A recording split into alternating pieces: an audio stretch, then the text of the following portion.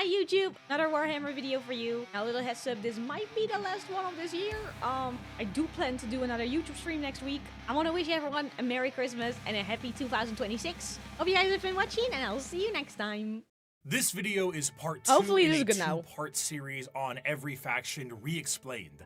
If you've not seen part 1, you were either snatched by the YouTube algorithm, or you don't let anything, not even common sense, hold you back. This is good? And okay. for that, well, I wish I could be that strong. The quest to find the Primarchs was expansive and treacherous, to the point where they really should write a book about it. Despite never seeing the Emperor before in their lives, the Primarchs all instinctively knew who the Emperor was. Whether it's his psychic connection to him or just plain old intuition, the giant golden god is a bit of a giveaway. The Primarchs all lived their own lives, and some lived substantially better lives. Wait, what does it say? As they're here, oh my god, the subtitles is covering it. Hang on. Somehow, records managed to record Discord notifications into his voiceover. There are only a few. Oh my god. Okay, okay, guys, don't look at your Discord. It's not your Discord. Don't worry about it. Keep this in the recording. What do you mean? Better lives than others. Rabute Gilliman of the Ultramarines rose through the ranks of his worlds and ended up turning an entire sector into a high-functioning society, where others, like Mortarion, lived on the poisonous hellscape of Barbarous under the boot heel of his own adopted father. When the Emperor arrived, some wanted to play a little bit of catch with their dad at first, and some didn't trust the baseball bat he was carrying, and some didn't want to play at all. Eventually, one by one, the Emperor returned his sons to his side to bring them back together as one happy family. A family. It's probably not gonna be a happy family, is it, huh, Horus? Huh? Happy, right? Yeah, they're gonna be such a happy family. You know, there's not gonna be any heresy or anything happening. It's totally not like there's gonna be a fight. There's totally nothing gonna happen, right? They're gonna be one big, happy, laughing family. They're gonna celebrate Christmas together. Oh my god! A family who needed a good cleaning. Love Nurgle. Okay. Oh, yeah, so half his sons turned on him. After Nice. the Emperor was able to bring all of his sons back into the fold again, he sent them on their way with his end goal in mind, reclaiming the lost worlds of humanity. Each of his Primarchs fanned out across the galaxy to accomplish this goal, but the one they were expected to report to was his favored son, and the first one found, allegedly, which was Horus. Horus was granted the title of War Master, and he certainly lived up to Big E's expectations. Before I continue, I'm already curious, because the sons all get an objective. I'm gonna assume he's gonna talk about it, but did any of them succeed, or did they all just you know? Because they all get called back. Do they get called back because they are done and they're succeeded? Or do they call back because he just misses his sons so badly and he wants to see them again? Called back because we found one moment. Ah! And I'm gonna assume he's gonna touch on the we found it moment. Okay. Okay, I just wanted to know if they succeeded or not. He certainly lived up to Big E's expectations, which were very specific and set by Big E himself to all of his sons. However, either intentionally or not, the Emperor did not mention to his sons some of the more chaotic aspects of the galaxy. Horus himself, while in the process of reclaiming a more advanced human world, was informed of the existence of chaos gods, a factoid that Horus initially did not believe. Okay, why did the Emperor not tell him about chaos? Why was he Sorry, this is me speculating. Was the Emperor oh, if I don't tell you about chaos, you can all get convinced to join the chaos, so you're safe? But can't exist? Ah, didn't tell? So it can... Oh, cannot exist. To him, it was a bit unfathomable to think that his father would emit such significant information on the inner workings of the galaxy. However, he soon realized this was the truth, and this betrayal was unacceptable. With the astronomical weight put on his shoulders and his father immediately leaving it all in his hands, combined with the slow corruption of his mind by those closest to him, he began to change his tune. Horus began— Wait, did Horus become more chaos? First of all, he looks sick. Oh my lord. Oh, look at that! Like the armor color, the claws, all the little spikes, the eyes, oh my god! He looks good! Aside from the madness, but you know. Because he learned about chaos, does that mean he slowly got corrupted? Horus got corrupted over time. Ah! Horus began amassing a following behind his father's back with several other Primarchs and began to formulate plans to usurp him from his throne on Terra. While this was occurring, Magnus the Red tried to FaceTime his dad back on Terra, and that resulted in the shattering of a protective barrier between Terra and the demons of the warp. Due to this damage, the Emperor was forced to sit on the Golden Throne to assure that it would continue to function. Ultimately, half of the Primarchs would fall to chaos, and the remaining half would fight back viciously against their brothers. Horus eventually gained the upper hand and arrived in orbit above Terra itself, and after antagonizing his father enough, the Emperor temporarily removed himself from the throne, strategically putting his old friend there as a seat warmer, and went to confront Horus himself on the Vengeful Spirit, his flagship. The Emperor faced down his son, and after a heated battle and 64 novels, the Emperor managed to obliterate Horus on a subatomic level, but not before his favorite son was able to mortally wound the Emperor. As the dust settled and the traitors fled from Terra, the Emperor's body was dragged back onto the Golden Throne, where it sits permanently to assure that it continues to function. A corpse forced to constantly hold back the horrors of the warp and guide humanity with his pale light. And that light is flickering. From there, the remaining members of the traitors to the Emperor fled to their respective Memes are so good. Oh my god. These are the veterans of the Long War, the spiteful, and to them, the wronged. Those who would let the galaxy burn if it means the Imperium gets caught in the flames. These are the chaos! Okay, there we go. Chaos, space. And what are the achievements of your fragile Imperium? It is a corpse rotting slowly from within while maggots writhe in its belly. It was built with the toil of heroes and giants, and now it is inhabited by frightened weaklings to whom the glories of those times are half-forgotten legends. I have forgotten nothing, and my wisdom has expanded far beyond mere mortal frailties. The Horus Heresy saw the collapse of the Imperium as we knew it at the time, and half of the Space Marine legions fell to the ruinous powers. Though the favored son, War Master Horus, was killed and the rebellion ended, the heretical forces retreated. Hang on. Horus dies? Oh, Mega dead. Oh, he's dead. Gets killed so hard his soul goes poof. Oh my god, soul goes poof. That's insane. Wait, so you pretty much mean like because his soul is like poof, he also cannot reincarnate, right?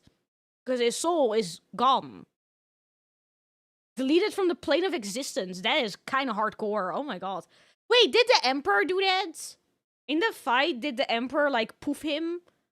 Big E wiped him from existence. Oh my god, he's such a great dad. The heretical forces retreated to the warp and remain a constant threat to this day. The twisted reminder of what the temptations of the warp may bring, the Chaos Space Marines act as a mirror to the loyal legions, and as time progresses, their warp taint further changes them to suit the needs of their patron deity. Though marred and absolutely mangled by the ruinous powers, they are still unmistakably Space Marines in stature and shape, and according to them, they have never been more free. Question. The Chaos Marines, so Horus is dead, you know? Then who do they listen to? Do they just listen to themselves, or do they like who do they get commands from? Horus is second in command. Ah, I know. After the heresy, the loyal legions of Space Marines became very strict in their organization, and their separation into separate chapters with capped numbers and other formalities was done to prevent any form of heresy from happening again. The Chaos Space Marines are a bit different. Ultimately, these Marines are subject to the primary legions that fell to Chaos in the first place. The majority of these legions, the Black Legion, the Word Bearers, Iron Warriors, Alpha Legion, and the Night Lords are supporters of Chaos Undivided, either enjoying the powers of all Chaos gods or sometimes shunning them altogether. But a few of them follow a very specific Chaos god. Thousand Sons are followers of Tzeentch, the Death Guard follows Nurgle, Slaanesh has their claws in the Emperor's Children, and the World Eaters are avid followers of Khorne. From Corn? Yo, Corn looks Slaanesh sick! has their claws in the Emperor's Children, Sorry, and I'm the pausing World Eaters again. That looks sick. Guys, I'm gonna be a Corn stan. Oh my god, I wanna look sick like that. Hello? Corn is the most battle. Oh, yo! How do I join? How do I join them? Milk for the cornflakes. Oh my god, blood for the blood god. Bone. I forgot what the rest of the sentence was. Corn, enjoy. I love corn already. The design looks sick. I love all the spiky stuff. Oh my god.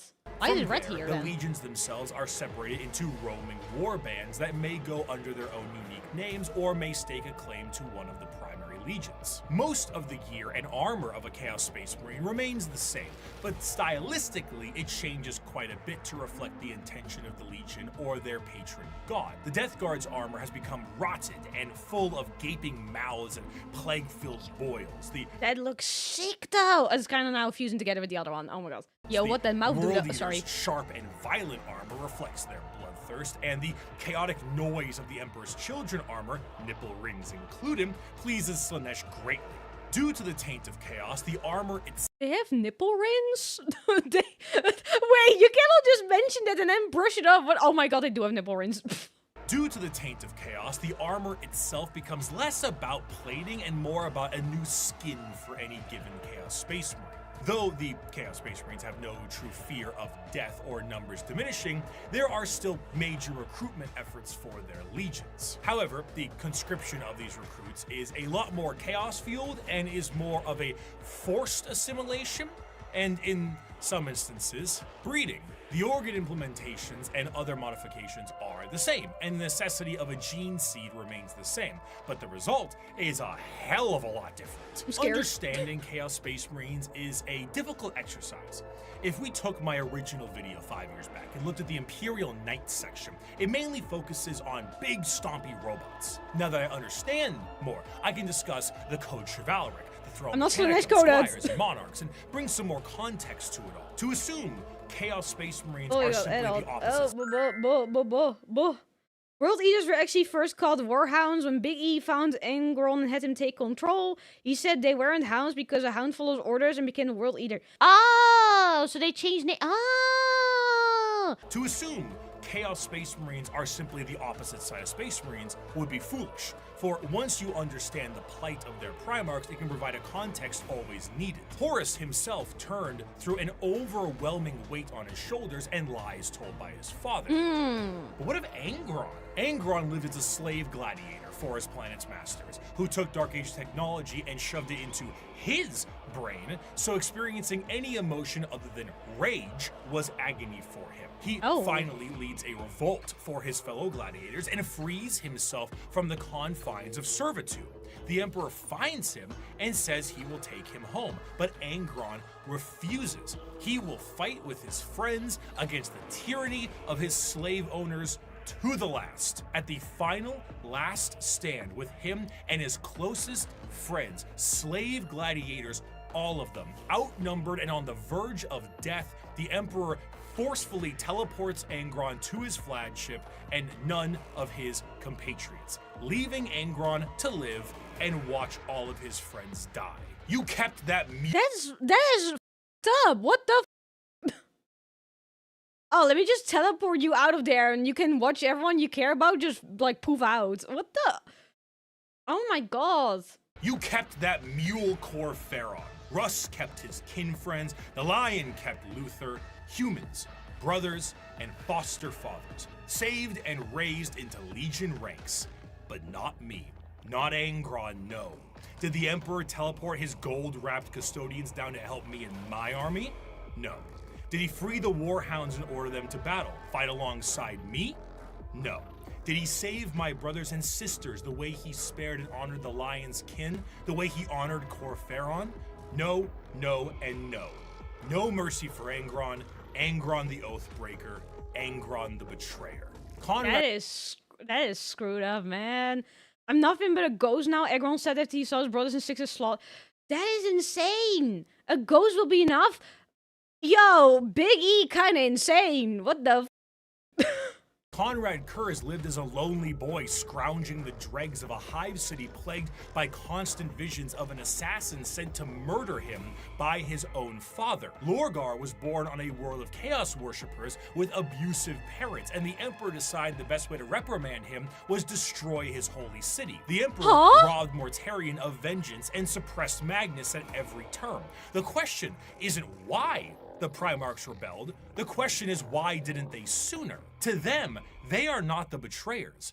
They are the betrayed. They were under the boot of a golden tyrant, and they finally could be free from his heel. Of course, I guess then it makes sense that you go chaos, cause like 50% good dead. How is this 50?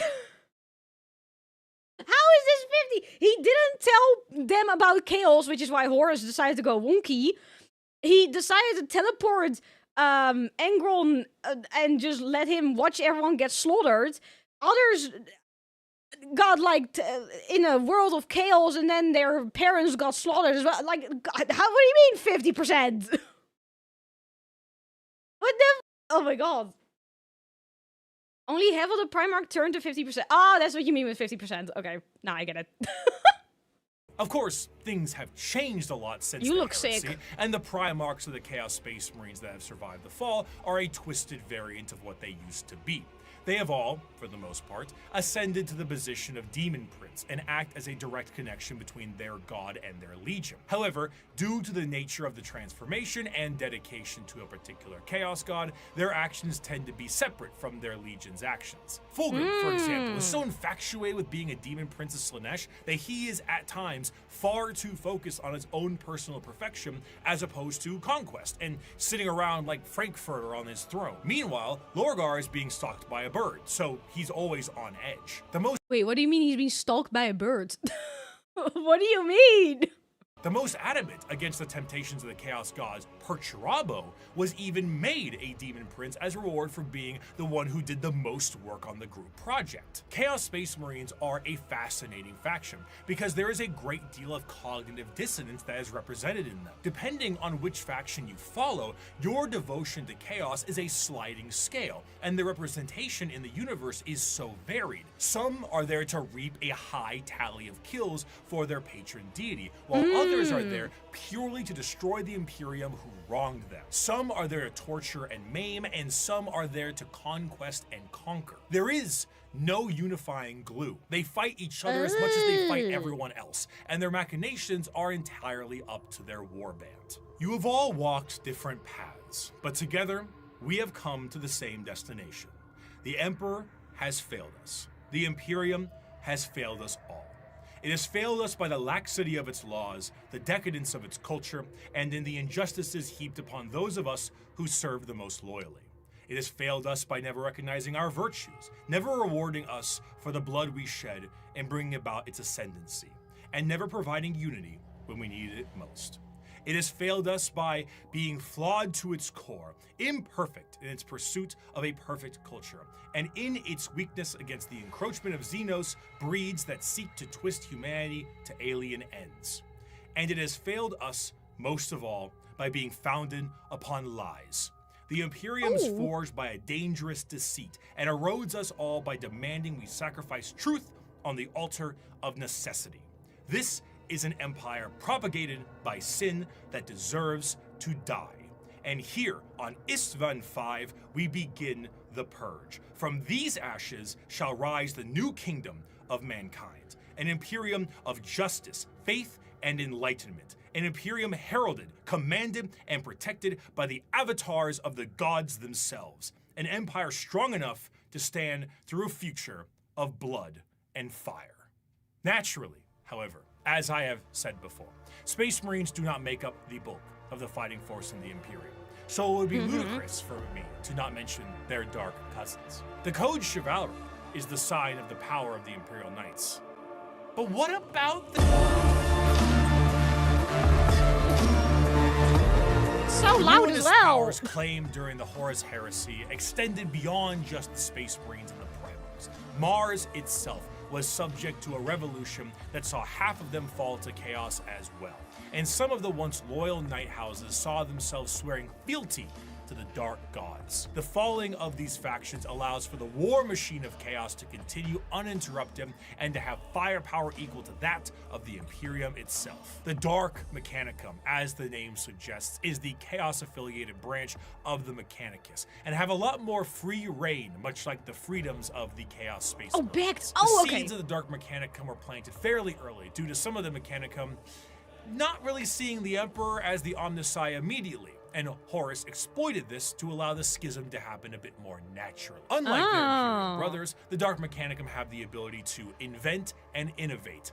What a concept. While also utilizing forbidden technologies such as the Silica Animus or AI. The Dark Mechanicum do have their own desires to find lost technologies and put them to use, but they're more interested in taking ancient and forbidden technology from Imperial worlds and activating them for their own purposes. Because what good is a bunch of knob and tube wiring if you don't overload it with as many extension cords as possible? However, instead of being clear-cut and more generalized creations, the inventions of the Dark Mechanicum are inherently tied with the warp and its demons. Genetic experimentation and modification, the fusion of man and machine are exceptionally common, and no creation is more reflective of this than the demon engines. Instead of regular tanks and vehicles, the demon engines are machines bound with the presence of demons to make them living war machines. Unlike the vehicles of the Imperium, where a Mechanicus priest may be there to aid in its repair, a warpsmith sorcerer is there to essentially repair and irritate the demon engine so that it can be a more effective killing machine. In certain that's sick. God damn, that looks sick. In certain factions, like the bitter and siege-loving Iron Warriors, they will lure demons with the promise of glory and easy bloodletting, only to then forcibly trap them into these demonic engines to use as weapons of war against the Imperium. Some lesser gods like— that is both f***ed up and sick at the same time. What the demon penalties feel pain if the machine gets damaged. So, wait, so like, they put demons inside for energy, and they try to piss them off, so they, like, you know, they wreak more havoc and everything. Does the pain they get also make them more angry? Can they die? Can the demon batteries die? Yes. So they can die, right? So the demons trapped inside are just kind of like fodder to fight, and then if they die, they go back to the warp, and they might get used again. That is kind of a sad life. What the? Some lesser gods, like Vashtor the Archifane, is also a contract and arms dealer for the demonic stuff that comes out of chaos. Many demons may sign a pact with Vashtor in the soul forges of the warp, and in doing so are given the weapons of war to kill as much as they can. Should they do so, excellent, you may keep it. Should you not, I hope you enjoy your soul working in the forges for all eternity. That's what you signed with blood and oil. In addition, much like their ties in the Loyalist realm, the Dark Mechanicum and the Chaos Knight houses are deeply intertwined. There were, of course, many knight houses that swore fealty and bent the knee to War Master Horus during the heresy, but a good portion of them had no choice, as they were absorbed by warp storms and corrupted into compliance. Many of these Chaos Knights reflect the very early Dark Age technology knights with more corrupted weapons. The Throne Mechanicum, which once had a noble sitting and taking control of generations of previous drivers and taming a beast, is now a saddle to a monstrosity of wrath and hatred. The nobles of the Chaos Knights fight to aggravate and bring the machine to their will while combating the corrupted minds of their fallen ancestors. Some of these nobles may do such a good job that they themselves fuse into the throne itself and become one with the knight. If a noble dies, no worries at all. Unlike the Imperial ones that require a pilot, a demon can hop into the cockpit and control it instead. The Night Worlds also see full corruption as well. Where there were once peasants, there are now cultists, and the goal of the Chaos Knights are just as chaotic as the gods they follow. Some are sent to war by the ruinous powers. Others may protect Dark Mechanicum Forge worlds, and others still may be so hyped up on the ruinous powers that they are just aimless and reckless, hoping to unravel the fabric of the universe itself. Though the aspect of nobility is still there with the Chaos Knight. What does What? Hang on. What are these Discord pins? Hang on. What does it say? Hyped. Hang on. Turn off the stream. Your actual webcam just turned on. What? What do you mean? Oh my god, it got me for a second there. Allow Bricky's trolling. I literally was like, wait, what the f? What do you mean? Oh my god.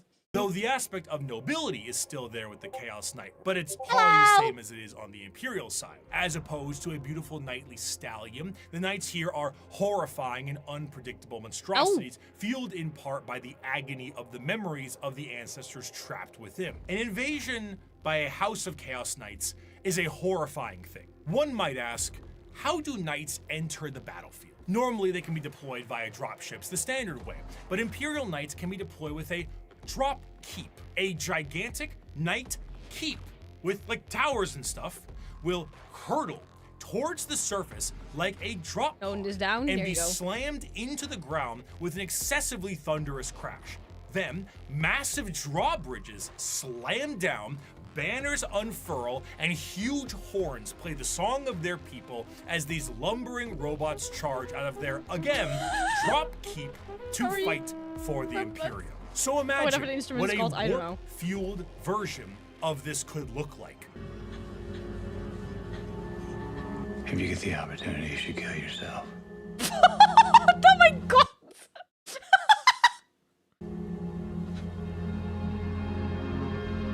I would be terrified. Chaos Knights have such a presence. Wait, the hang on, what does it say? Yogurt, alpha, 15 signs you're a yogurt meal, super rare, and it is better fluctuates in their tread. They bring doom, dread, and despair across the battlefield. Warp storms occur overhead, and psychic phenomenon cling to them.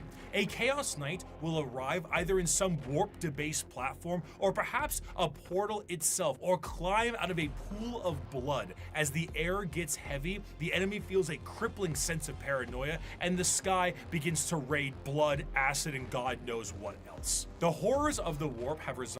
That is terrifying, but also that is sick. Like, imagine you're fighting someone and all of a sudden out of a pool of blood, you just see two eyes and an arm coming out and you're just like, yeah, okay, salute in. Okay, bye guys. I'm gone. I'm losing this.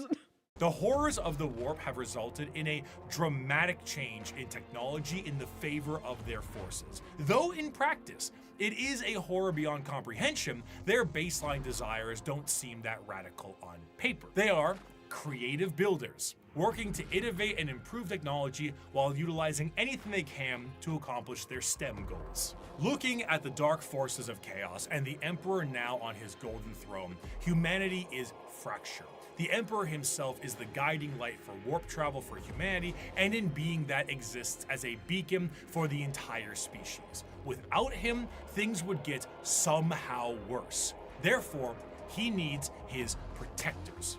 Where a Thunder Warrior wasn't enough for his armies, and half of his Space Marines turned traitor, the Emperor's personal bodyguards are something else entirely. They are not the fallible Astartes, nor are they a nightmarish concoction of organs and indoctrination. They are built and gene-crafted, with science bordering on magic. They number 10,000 strong, and each of them is a hero. They are the He was like the back in the Arma 3 days as well. I want to give him a shot. Like, Rare just is watch the one. battle where an Emperor's Custodians outnumber our foes. We are ever beset, surrounded upon all sides by heresy and foulness, just as is Terra itself. Yet, like the throne world, we stand resolute, indefatigable, indomitable. Let the enemy come. Let them darken the horizon with their numbers. Still, we will prevail. Though the Emperor sits rotting. That's a nasty quote. Oh my god. Though the Emperor sits rotting on the golden throne, his talons remain sharp. The talons of the Emperor was the name given to the most elite forces at his disposal. The left hand of his talons comes in the form of the Sisters of Silence, psychic blanks that scour the galaxy to claim souls, to fuel the Astronomicon in the form of the Great Tithe. 1,000 psychers sacrificed daily to keep the Emperor of Mankind alive, dragged into the black ships of the Silent Sisterhood. The right hand of the Emperor's protectorate, his golden bodyguards that serve him and only him. These are the Custodians. While the members of the Space Marines went out to take back the galaxy, the Legio Custodes stood back and kept a close watch over the Emperor himself. The Custodes are, in a sense, similar to Space Marines in that they are genetically modified super soldiers clad in power armor, but that is where the similarities stop. Their genetic makeup seems to be made from the Emperor himself, or at least something quite close. And the precision of their creation predates the development of the Space Marines and even the Primarchs. Unlike Space Marine recruitment, where there's a process undertaken when a subject is at least somewhat grown, a Custodian's process begins at infancy. The methods in which they are made are a secret, but what is known is that at the very beginning, each Custodian was made by the Emperor himself. Regardless of the bioalchemical process, the process is exceptionally long and grueling, and only a handful of selected aspirants make it to the end. Those that do are clad in the most regal and effective armor in the Imperium. Commonly, a Custodian is seen carrying a Guardian Spear, an utterly yoked up version of the staves the Praetorian Guards of the Emperor in Star Wars had. They are also clad with specific shields and blades, but the most interesting thing they are so yellow. Oh my god. They are insanely yellow. Are very sick. They do look sick. Oh my god. But the most interesting thing with all of their gear is that due to the meticulous and dedicated maintenance and preservation of their armor and gear, these items are the same ones they used 10,000 years ago. The Custodians 10,000 years ago? 10,000? The Custodians do not age biologically, so some of the veterans in the Guard may be several thousand years old. And unlike the Space Marines, they fight entirely as a solo force. When a line of Custodians is holding back waves of enemies, they operate independently. There are no battle formations, there are no squad tactics. Each Custodian is the main character, trailed by serfs and servitors, tasked entirely to reload their weapons. They fight with a singular purpose, if not action. Groups of Custodians will dispatch enemy after enemy, their spears coming with This art is sick. They're on like a motorcycle with a spear with a gun on it. They look sick. That is sick art. Oh my god. Their spears coming within inches of each other, but never close enough for a killing blow. Their strikes are intentionally defensive, allowing their opponents to attack 1 to 2 times before parrying and ending their lives. Each strike deflected is an opportunity to know their enemy more and learn from their patterns. Ah, that's actually kind of smart. Oh my god. I was about to question, like, why do they not go for the killing blow? But if they want to learn the enemy, then that makes sense. They just learn their moveset, and then the next fight, they're like, oh, I know your moveset already. They're basically Dark Souls professionals. Oh my god. Oh, you're gonna do this move, I'm gonna roll in Dutch, and then I'm gonna smack you. They are truly the Emperor's bodyguards, masters of close combat, enemy knowledge, and reactions measured in milliseconds. Though the Custodians are a part of the Adeptus Terra, the members of the Guard only answer to their own leadership and the Emperor himself. The leader of the Custodians is known as the Captain General, and individual squads of Custodians are overseen by a shield captain. As their focus is on the Emperor, their command center is located within the Imperial Palace. The Tower of Hegemon serves as their primary base of operations, but there is a dedicated elite guard of Custodians known as the Companions that stands 300 strong by the Emperor's side. In total, the Custodians are 10,000 strong, and when a member retires, their name is added to the Hall of Name and vanish across the galaxy in a cloaked disguise to serve as eyes and ears for the Imperium. Despite their numbers and their strength, the members of the Custodians do not consider themselves to be soldiers or warriors in any way. They see themselves strictly as the guardians of the Emperor in all facets. They are the aura farmers? Oh man. This extends beyond the physical. Custodians believe they represent the guarding of the Emperor's ideals and philosophies too. Their gains are both physical and literary. They are the protectorates of everything the Emperor stood for, and in doing so, the Custodians are also artisans and scholars, in addition to being the Golden Guard of the Golden Throne. However, due to this nature of being protectorates, they have a very strong view when it comes to the Space Marines and the Primarchs. The Emperor himself had insinuated many times that once the galaxy was brought to heel, that there would be no need for the Space Marines anymore, and they were to go the same way that the Thunder Warriors went before them. The Custodians were meant to be the judge, jury, and executioner of this will, and are biologically designed not only to be able to take down Space Marine with ease, but to be able to go toe-to-toe with the Primarch as well. During the Heresy, the Custodians mused on how suspiciously easy it was to kill Chaos Space Marines, as if they were trained and made for that explicit purpose. Constantine Valdor, one of the closest advisors of the Emperor, was asked if he ever disagreed with Bricky on something, and he said once, with the formation of the Primarchs. I feel I do my best, but they don't. Let me ask you a very fair question. What do you do successfully? Quickly.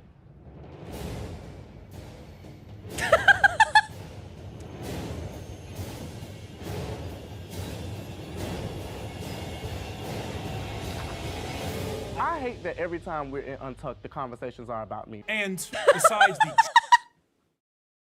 Oh my god! And besides the trained distrust for Space Marines, the Custodians also have evidence for their distrust. The Horus Heresy saw half of the chapters fall to chaos and turn traitor against the Emperor.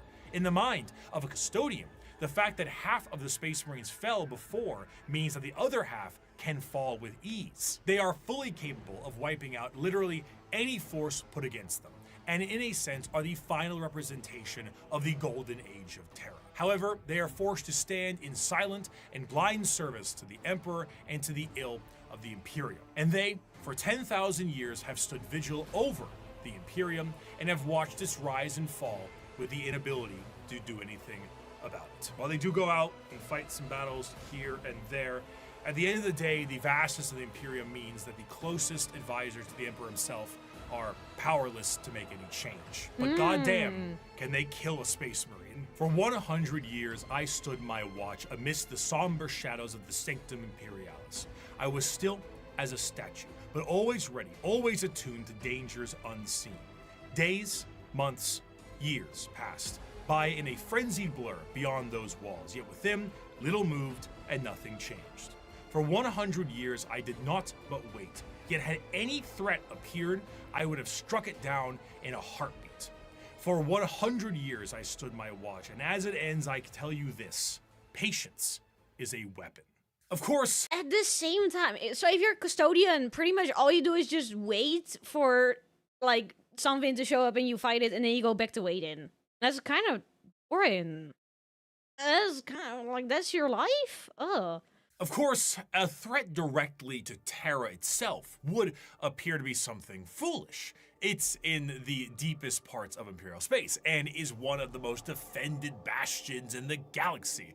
You truly have to be foolhardy or insane to think that you can take on Terra itself. However, one faction certainly got close. In the dark ages of the stars and in a river of misery, there is one faction having a cracking old time. The galaxy sees them as savages, yet they have already I'm so excited about the question Orks. Oh my god. of the universe. Their numbers are uncountable, their technology incomprehensible, and yet their violence is so very green.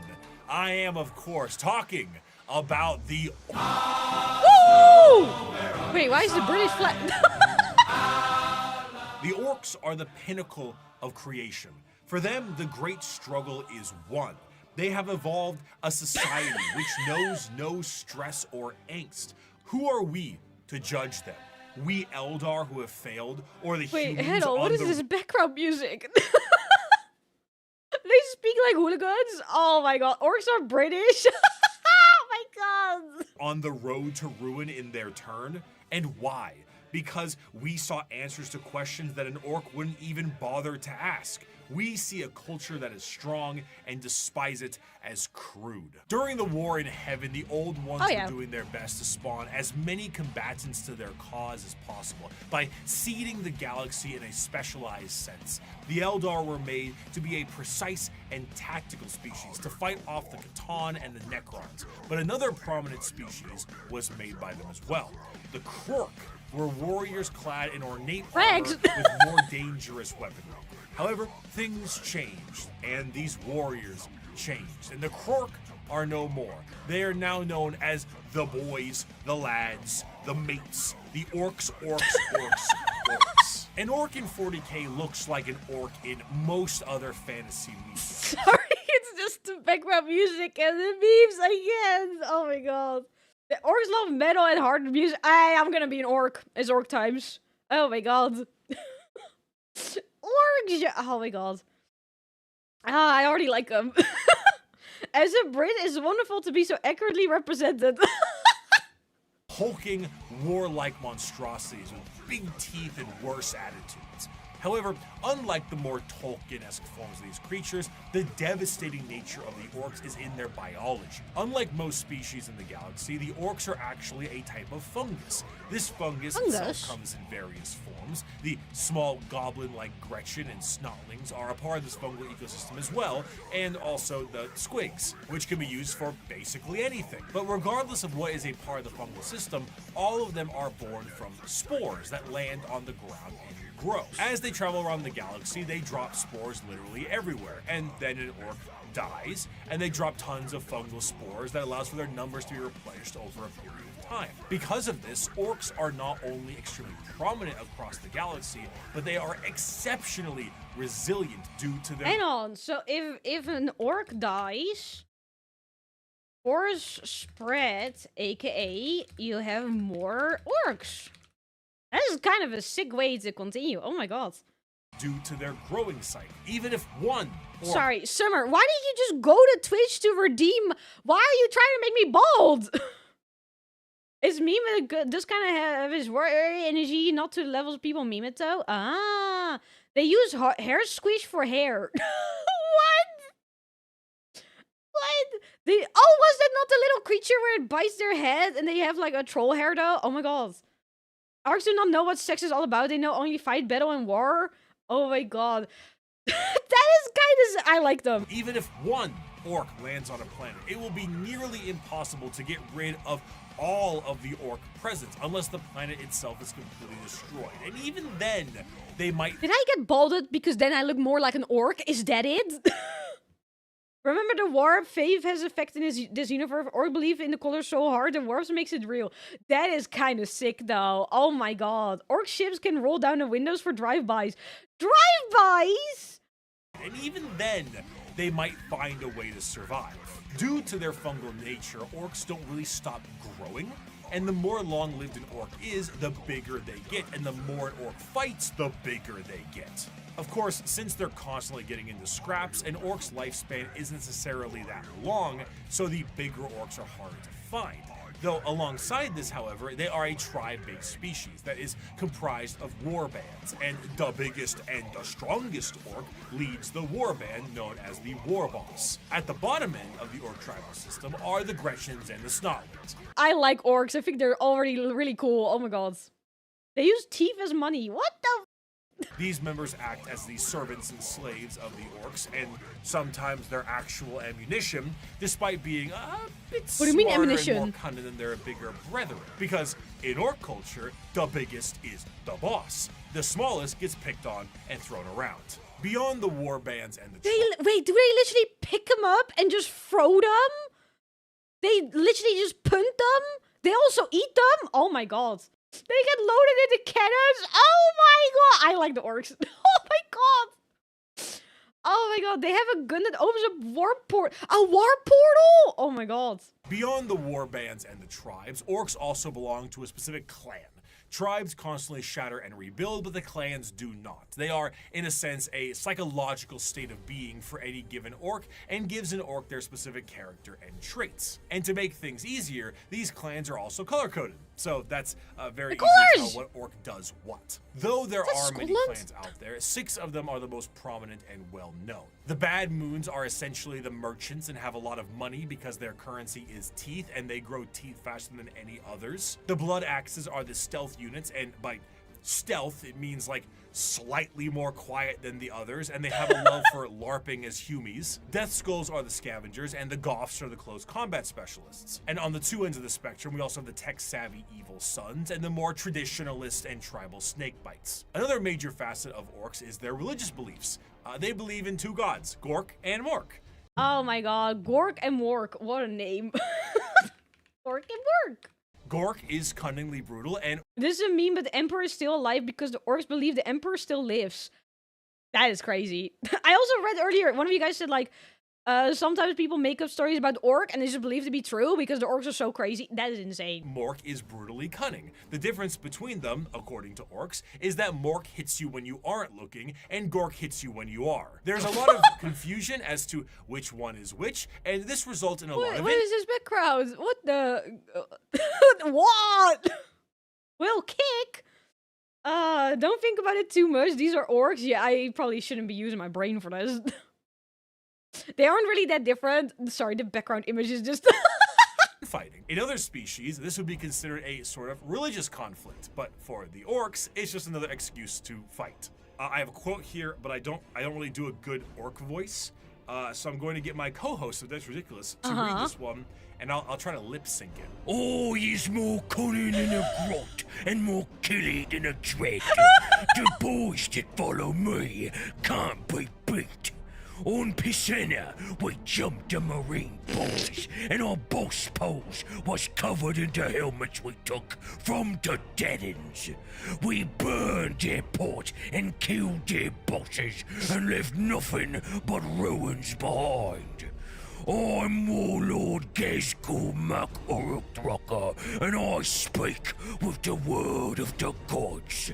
We's gonna stomp the universe flat and kill anything what fights back. We's gonna do this cause we're Orcs, and we was made to fight and win. Hell yeah. This fucking sounds terrible. Those little fighting boys. I love them.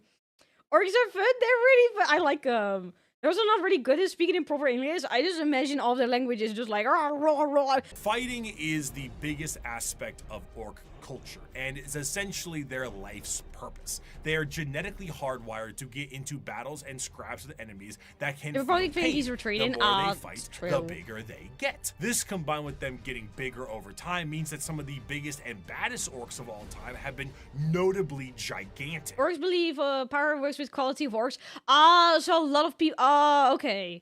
The Beast, as he was known, was about the size of an Imperial Knight. If an Orc runs out of other enemies to fight, they will immediately start infighting to scratch the battle itch. For example, in The Warp, a planet exists where a band of Orcs are in a constant state of war and battle, and have been for an improbably long amount of time, strictly because how much Khorne enjoys himself watching it. For some, being trapped in a perpetual war planet for all eternity would be a fate worse than death, but to the boys, this is heaven. In the event of a particularly big battle, a massive amount of tribes and warbands will unite under what is known as the Waaagh.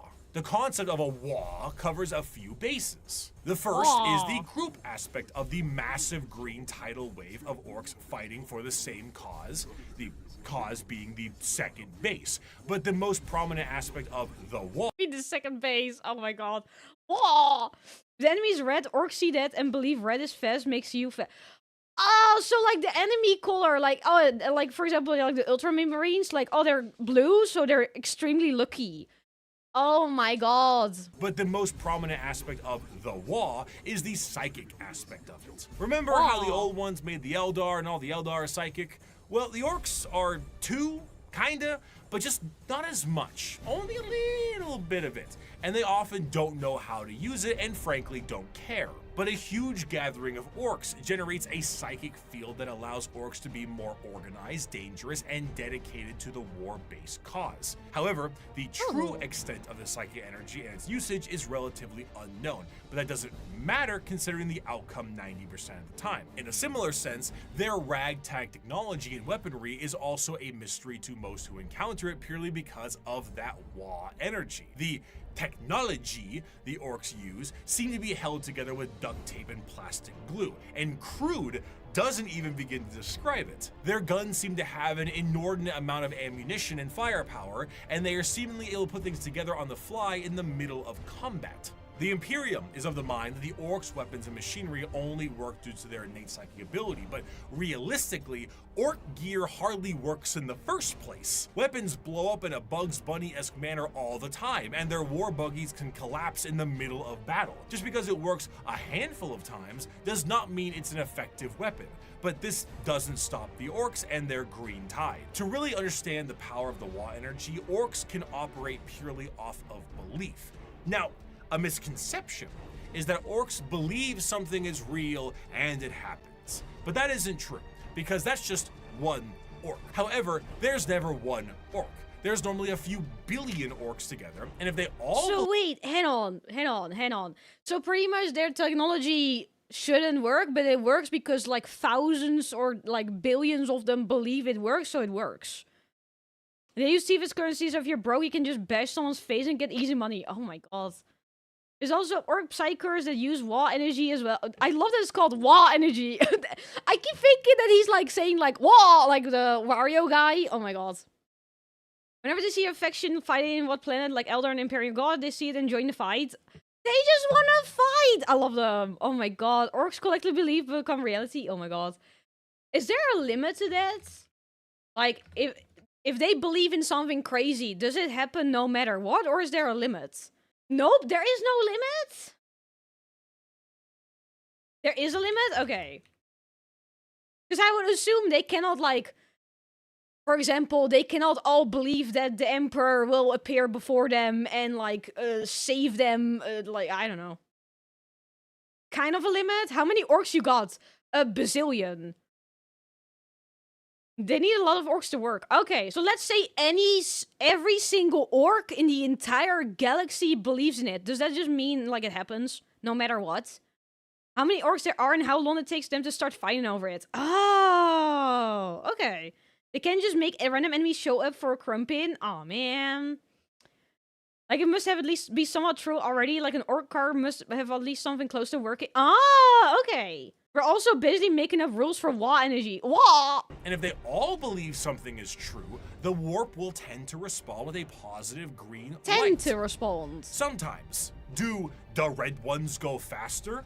Well, with enough Orcs, yeah. How does an Orc buggy with an engine block that's just a boulder with vroom vroom written in chalkwork? Who cares? They can open the window in their spaceship to let in the breeze, but if someone points out on the logic of the Orcs, they can just die instantly. That is crazy! Is that what you guys meant with the drive-by? Like, they believe they can breathe in space, so they can do a drive-by? Oh my god. Yes, oh my god. I would also assume that if you just right out tell them, like, hey, how are you breathing, they don't fall for that instantly. Like, I would assume that to change an Orc's mind and to let them know the logic behind something takes time and effort, because I would assume they would not be convinced that easily. Orcs breathing on a ship with a hull breach? Go ahead. An Orc went back in time to kill a version— What the f is this? What do you mean went back in time to— What? So he could have two of his favorite weapons. It is shenanigans. So he could— Head on, what do you mean? An Orc went back in time to kill a version of himself so he could have two of his favorite weapons. It is shenanigans. Because of their actions and— That's insane. He just went back in time and was like, oh, I want two of my own weapon. Let me just, like, get myself, you know? But, like, okay, now I'm thinking about logic. And I shouldn't, because it's Orcs. Because my first thought was, if you travel back in time to, like, yourself, then your future you doesn't exist. But it's Orcs. Orcs don't use logic. He believed— oh my god, that is mindfucky. He really liked that gun? That's insane. They technically don't believe they can breathe in space. They just forgot that they can breathe. That's insane. His past self died. You need to explain paradoxes. I don't know if I want to learn about paradoxes with Orcs, because my brain will probably implode. Plus I'm pretty sure the warp does shit with time, perhaps?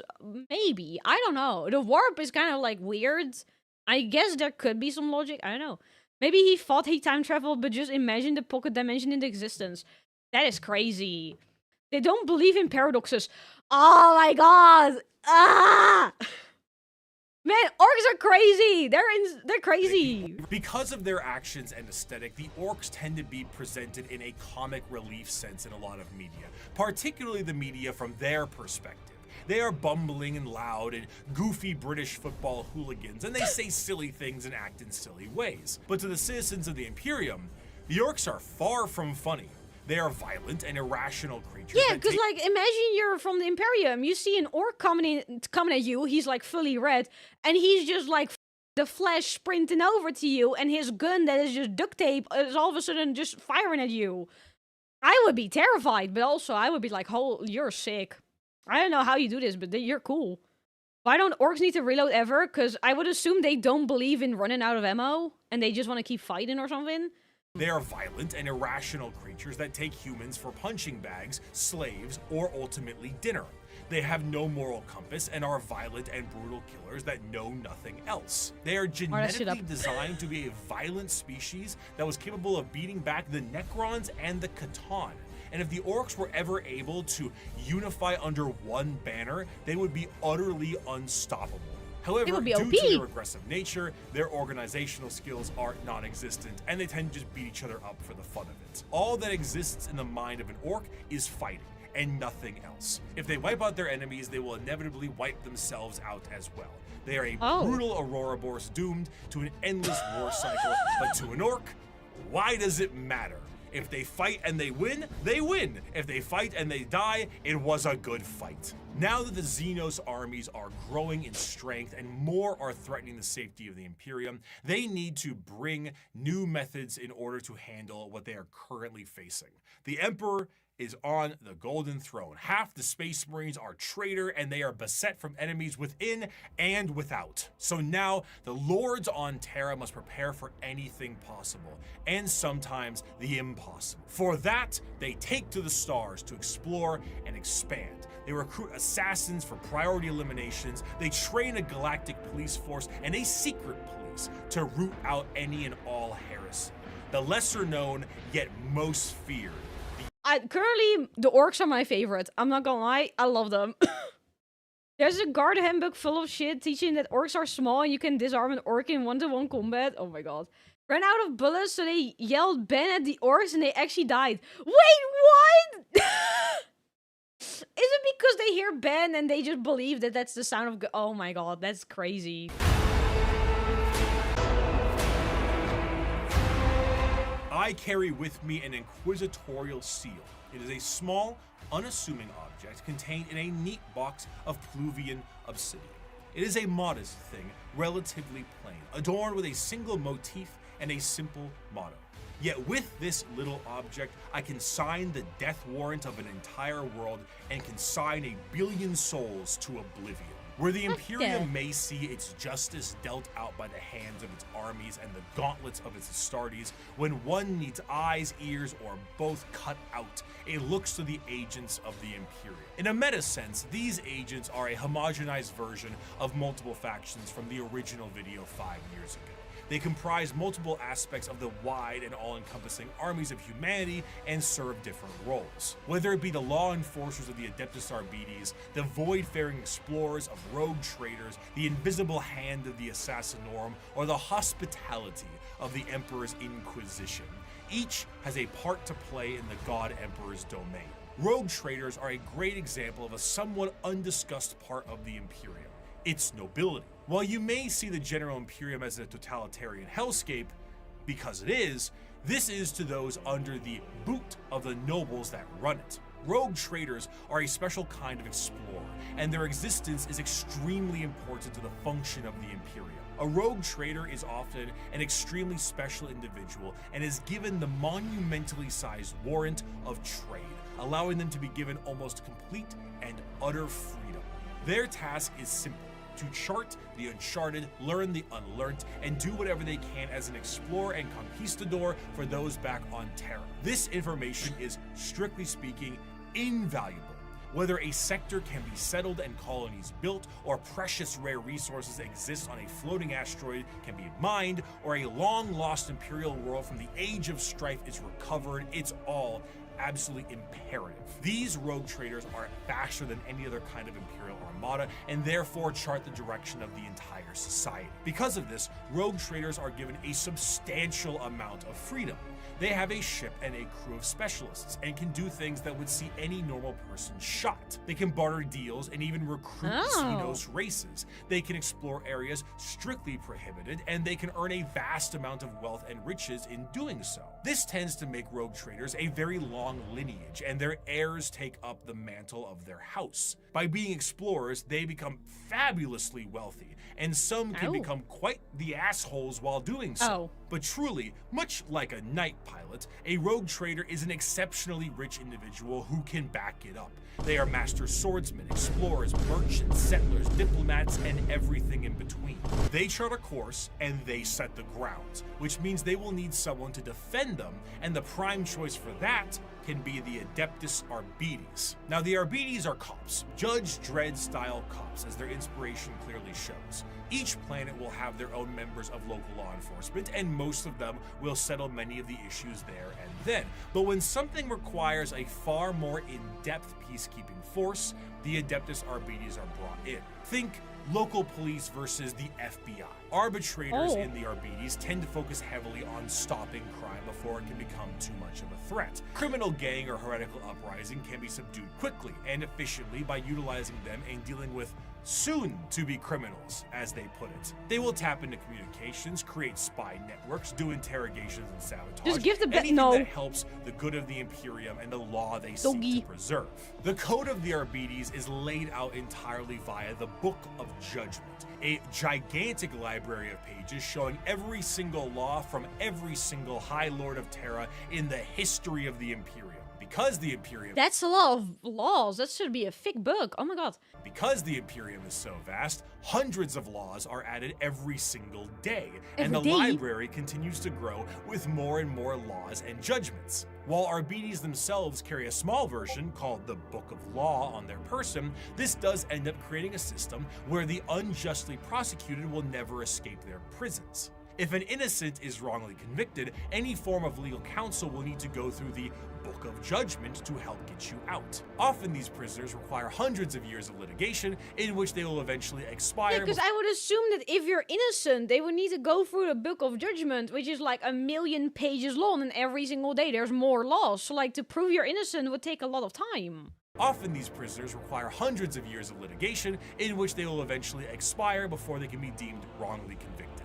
Innocence is irrelevant. You have been judged guilty of transgressing the Lex Imperialis. Do not compound your guilt by evading punishment, as there are greater crimes, so are there greater sentences. Now you're getting it? Of course, should something go out of the hands of the Adeptus Arbites, there is always the silent hand of the Officio Assassinorum to take their place. Naturally, the Imperium has assassins, and these assassins are sent to dispatch important figures that would not normally be handled by simply sending waves and waves of guardsmen at it. The Assassinorum is headed by the Grand Master of the Assassinorum, who is a High Lord of Terra and perhaps the shadiest individual in the entire galaxy. At his disposal are multiple types of assassins that all specialize in various things. Their training is extreme and absurd. Aspirant children are often subjected to Hunger Games style combat with each other on the ride over to the temple. You Then just you get check in low Discord, gravity, yeah, same. high pressure, traps, horrendous physical and mental strain, and everything in between. Then their minds are wiped completely and the real fun begins. An Imperial assassin is nothing to mess around with. They look are some of crazy. the fastest moving and hardest hitting things the Imperium has at hand and can go toe to toe with Space Marines depending on which temple they are from. Some, like the Vindicares, are master snipers who lie in wait for weeks, days, or even months just to get the perfect headshot from 5 kilometers away and disappear. The Calidus Temple are masters of shape-shifting and take a drug that allows them to transmute their body into... Shape-shifting? The Calidus Temple are masters of shape-shifting and take a drug that allows them to transmute their body into whatever they see fit. A confidant of a target may be killed and they will take their place before killing their target outright. Or they could shift into a member of a Chaos Warband with symbols and flesh and all that to earn the trust of a cult leader before slitting their throat. The Caluxus Assassin is a psychic blank, a soulless mutation, making them appear as uneasy to normal humans and downright disgusting to psychers. When When a powerful psyker is causing issues, this is who you send. Their specialized helmet enhances their already latent powers and will allow them to all but drain the souls from those they touch and their very body. It is an extreme weapon used when a direct form of pressure must be applied to an otherwise untouchable psyker. Now, if you need direct pressure in a more literal way, the Eversor is for you. A drugged up comatose psychopath that is directly dropped on enemy Looks sick, lines and though. allowed to wreak havoc, killing anything and everything it sees in a blaze of movement and blood before it inevitably dies and causes a plasma explosion on its demise. There are other temples as well, the Vanis Temple acting as sort of like a cyber hacker, the Venomim Temple specializing in poisons, but all in all, assassins move with their skin-tight body gloves with a speed unmatched and force unexpected. One of the best assassin novels puts a Vindicator Calidus and Vanis to infiltrate a night world, kill the High Monarch of the Night, who is permanently This is a stuck battle? in his giant robot knight, install a new ruler in his stead, and make sure nobody knows the Imperium did it. Their missions are insanity, and their tasks impossible, and they do it anyway. Thus is the power the Assassinorum wields. We do not determine the guilty, we do not decide the punishment. We are merely the cold instrument of the Emperor's vengeance. There is no form of death unknown to us. There is no form of terror beyond our means. There is no enemy outside our reach. We are the blade that hovers over the throat of the traitor. We are the bullet that awaits the heretic's skull. We are the poison in the throat of the alien. However, despite the prowess of the traitors, the police, and the assassins, there is one that stands above all. As the Imperium settled into its post-Emperor world, they needed a force to root out corruption wherever it could be found. But they needed specialized individuals who could do so. Men and women who would serve as detective and executioner. This new secret police would have unlimited authority, and they would be known as the Inquisition. Inquisitors of the Inquisition are one of the most feared individuals in all of the galaxy for the common members of humanity. Trained in the most difficult of conditions and mental hardening, they have long closed their minds to the compassions of those they deem guilty. Inquisitors are, for the most part, detectives, but they are detectives whose authorities So wait, if you're fully innocent, like they cannot find anything that you're guilty of, you're guilty of wasting their time? Even the Inquisition is careful when dealing with rogue traitors? That's insane. But they are detectives whose authority is unmatched and actions justified by the state itself. Similar to the KGB, the Gestapo, the Stasi, the OVRA, but unlike those organizations, the Inquisition has far more authority and is one of the only types of individuals who can commit exterminatus, the term used for the utter and total destruction of a planet that is no longer deemed usable by the Imperium. While it is a very exciting word and a commonly notable thing done in Warhammer, exterminatus is not actually used particularly often. It's a last resort entirely meant to stop the enemy from gaining a major foothold or spread even more corruption. Even with 1 million worlds, the wholesale slaughter of an entire planet is still a massive blow to the Imperium. Inquisitors range quite a bit, not just in how they operate, but also in their personalities. They are often main characters for a large amount of books, as detective noir is a great genre, and they can be the most stone-cold killer or a pragmatic and sympathetic individual depending on who they are. Radical Inquisitors may utilize methods unlike most of the Imperium, such as alien tech or even demon hosts, where Puritans stick closer to the methods of the religious state and shun any deviations. They also specialize in various aspects, as the Inquisition has orders or ordos, such as Xenos for aliens, Malleus for demons, and Hereticus for, you guessed it. Truly, if you are a normal citizen of the Imperium, a person flashing an inquisitorial rosette in front of you may be one of the most terrifying moments of your entire life. It is the same as an FBI badge or a KGB member, except now you're in Warhammer.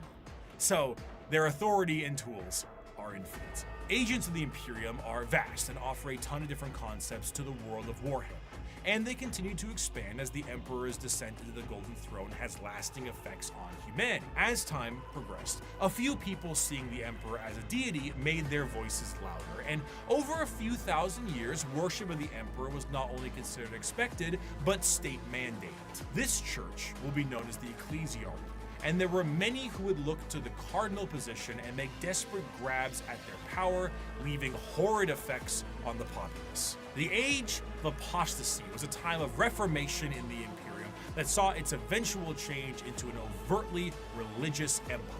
During this time, an all-female warrior cult to the Emperor called the Daughters of the Emperor were a bit more isolated. Oh, hang on, I need to note this down. Ooh. Were a bit more isolated from the wider Imperium.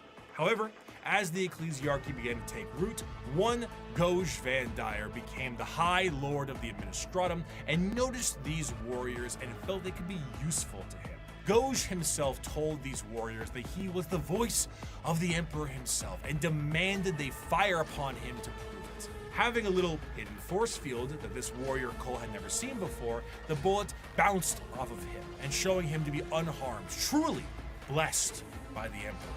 This cult— Wait, so was he lying? That he got words from the Emperor? Is that a lie? Yes? Okay, what a little stinker. Did they ever find out that he was lying? Or was it just like, oh, you know, we believe him.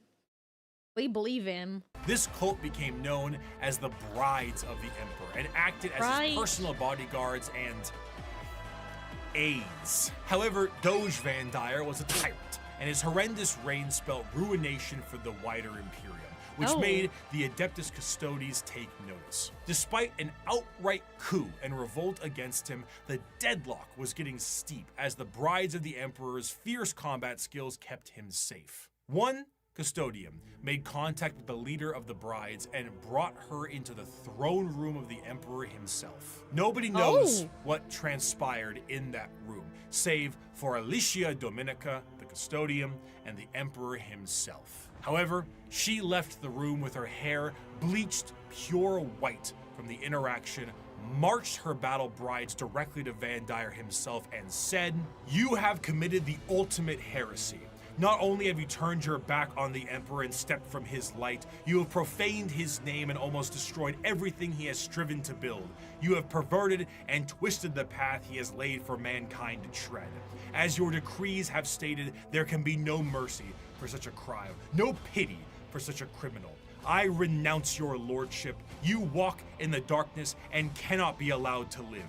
Your sentence has been long overdue, and it is now time for you to die." Despite not having any time to die, Doge Van Dyer found— That is a good quote. Oh my god. Oh my god.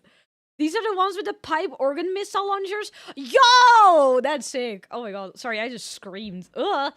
Despite not having any time to die, Doge Van Dyer found some time to do so. With his head lopped clean from his body, the Brides of the Emperor were no more, and the Ecclesiarchy signed a document to stop Van Dyer's reign from happening again. They would no longer be allowed to have men under arms. Men.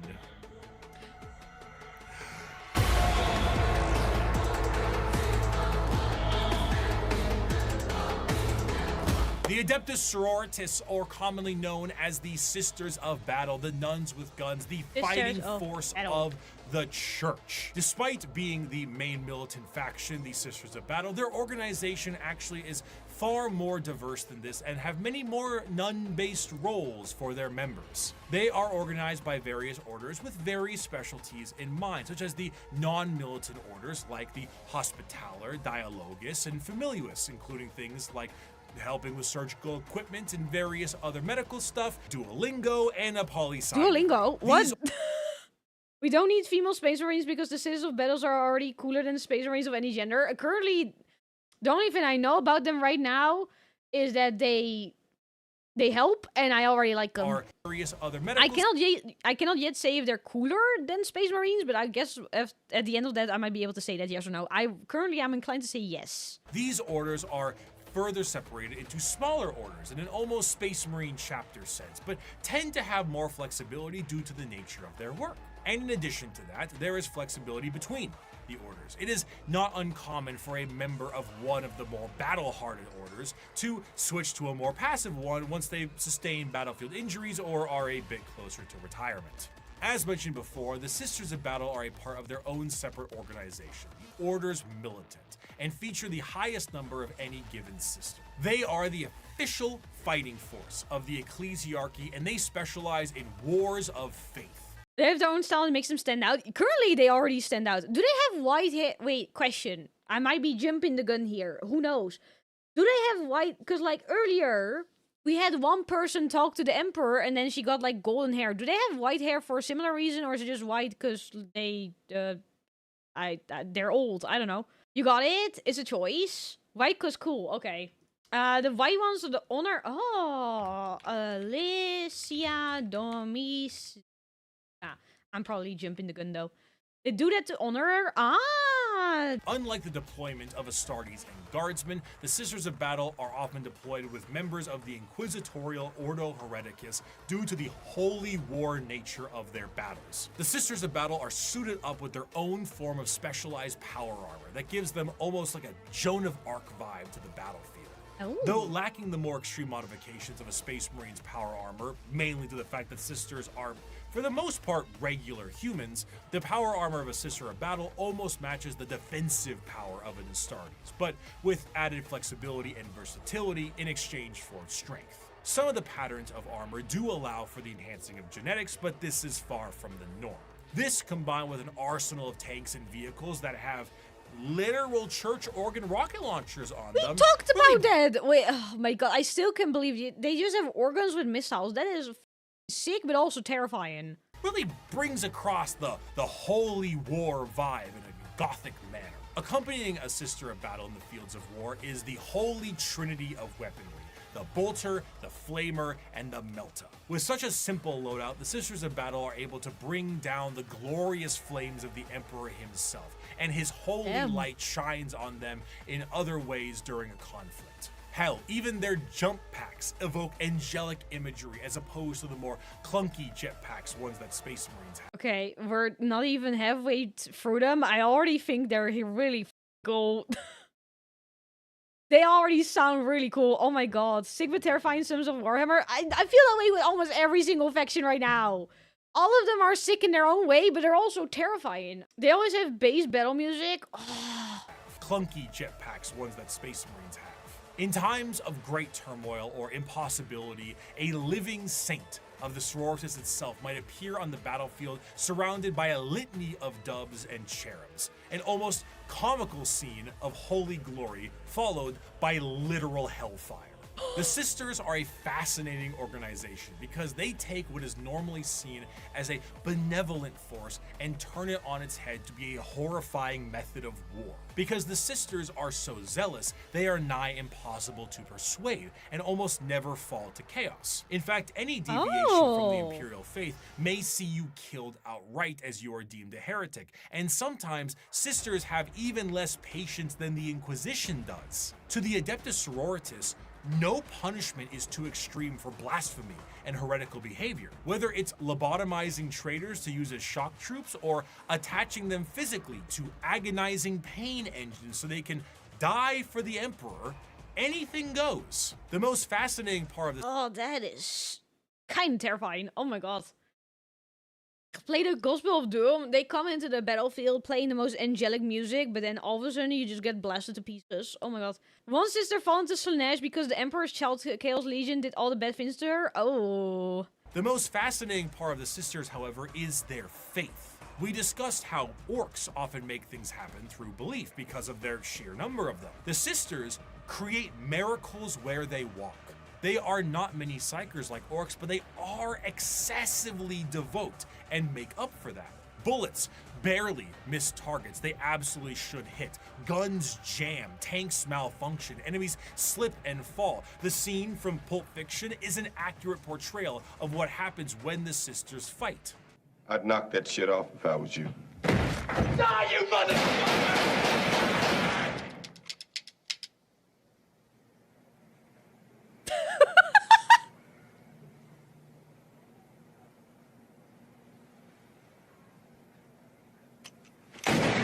Yo, hey. One of the most That is badass. Oh my god. One of the most prominent figures is the Triumph of St. Catherine, a literal open casket with the saint of a sister's order held aloft by lobotomized servant cherubs and protected by bodyguards of the faithful. The devotion to the Emperor swells so strong that acts of faith are made manifest, and sometimes angels themselves. When the sisters go to war, they have thundering organs and litanies screeching out into the battlefield, hymns and songs. They rabble off prayers on their lips and— Man, this sounds like a boss fight. Oh my god. The Sisters of Battle, it's starting to sound like every time you fight them, you just have a boss fight. They come in with music, they have like angelic things happening, you try to do something, like that's crazy. They rabble off prayers on their lips and burn holy fire across the area. They spray holy water down from horns atop their vehicles. It is a genuine holy war, a procession That's of crazy. death. Saint Celestine is an undying deity, arriving precisely where she is needed and returning to the fold after each death. When she dies, she sees a crying young girl atop a mountain of bones, her bones, after every one of her deaths. She climbs this mountain every time to help comfort this crying child and is rebirthed upon the battlefield. And one day, her deaths will create a mountain so large that even she will not be able to traverse it. Is she a demon? Oh my of god. the God Emperor? Perhaps, but she'll be shot for saying so. She is genuinely and literally faith made manifest. Some sisters may make a mistake, however. That is crazy. That is kind of badass, not gonna lie. Some sisters may make a mistake, however, and find themselves questioning their faith, disobeying a command, and even leaving their order. These sisters are sent for reconditioning and are known as the Sisters Repentia. They generally face the front of the line head on and seek retribution and forgiveness from the Emperor himself. Though their actions were heretical, repentia on the fields of battle is an indication of an individual wanting to become forgiven. They run aloft with torture devices attached to their bodies and a chain sword the size of their body, completely armorless, to determine if this is how they die or if the Emperor will forgive them. Even the most famous champion of the sisters, that Saint Celestine, was a repentia. Even she questioned her faith. And if she can do it, so can you. Just don't run away again. They don't really do third chances. The Sisters of Battle are martyrdom-enthused zealots that create miracles in their tread. Their devotion is boundless and also a direct source of their power. A whole army of power-armored soldiers shooting, burning, and melting all in their path is bad enough, but it enters a whole different level when God is on your side. By bolter shell, flamer burst. Sorry, he says that, and I think of the meme of like, I have the power of God and anime on my side, and I cannot. Oh man. By bolter shell, flamer burst, and melta blast, the mutant, the heretic, and the traitor alike are cleansed of their sin of existence. So has it been for 5 millennia, so shall it be until the end of time. The Imperium devolving into wars of faith is to push its agenda further. Where the xenophobic nature of humanity was once strong, it has now been magnified, and there are plenty of aliens in this galaxy. 6,000 years prior to the current events of 40K, a planet was found by an AdMech exploration vessel. The life forms on the planet were seen using tools, but they were still very primitive, so the planet was marked for destruction to pave the way for the Imperial war machine. However, this was thrown off because of an extreme warp storm and that whole Doge Van Dyer thing. Flash forward to modern day, and an unknown but highly advanced vessel was shot down near an Imperial mining world, and the bodies on this vessel matched those life forms found on that primitive world. The native creatures on that planet were able to evolve rapidly due to them being unobstructed, and their highly advanced gear posed a new threat to the Imperium. Advancing over these years with a remarkable speed, these are the new upstarts in the galaxy, looking to make a name for themselves, all in the name of the greater good. These are the... Sorry, every time, it's so loud! The alien is not intrinsically evil. Do not hate him. Pity him his ignorance, seek to understand his differences, and acquaint him with his inadequacies. Only then will he accept his place in the greater good. The greater good. The early history of the Tau is chaotic What and is that on your forehead? What is that? Oh my god, the Weeps are here, the Gundams are here. Ah, the Gundams! The early history of the Tau is chaotic at best.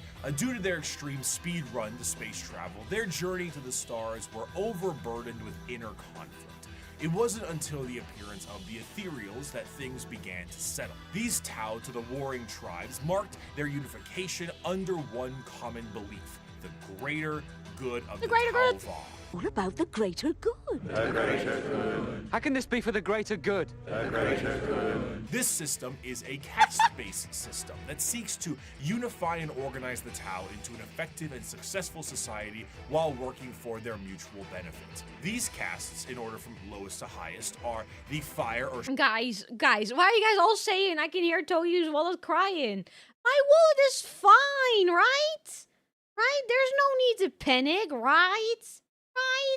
These castes, in order from lowest to highest, are the Fire or Shas caste, which is soldiers, Earth/Theo, which is manufacturers and industrialists, the Water or Core, being diplomats and traders, and the Air/Core, being navy officers. Also, you have the Ethereal/Un, which is the lords and leaders of the Tau. Now, unlike the paths of the Eldar, the Tau don't get any say into which caste they're in.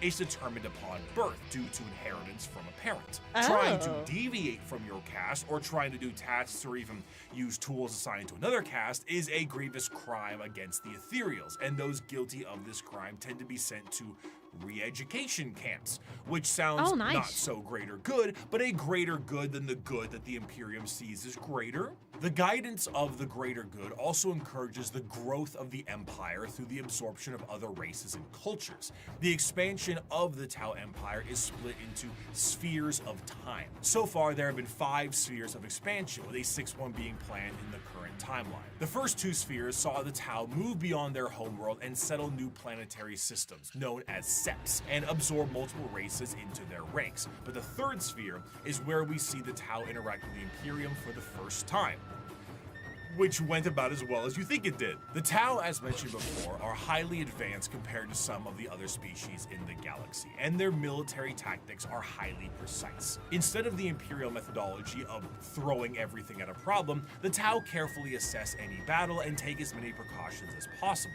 Commonly, you will see a Tau warrior in a heavily modified battle suit with advanced targeting systems. The Tau do not often consider close combat to be something very effective, so they don't really put much stock into it. Their Gundam-like battle suits have a multitude of functionality He said Gundam. Sorry. ranging from overwhelming firepower to stealth-based combat. And since they're an upstart species with a bit of technical flair, they have plenty of AI drones that help them in the field of battle. AI! That is not allowed! No AI, man!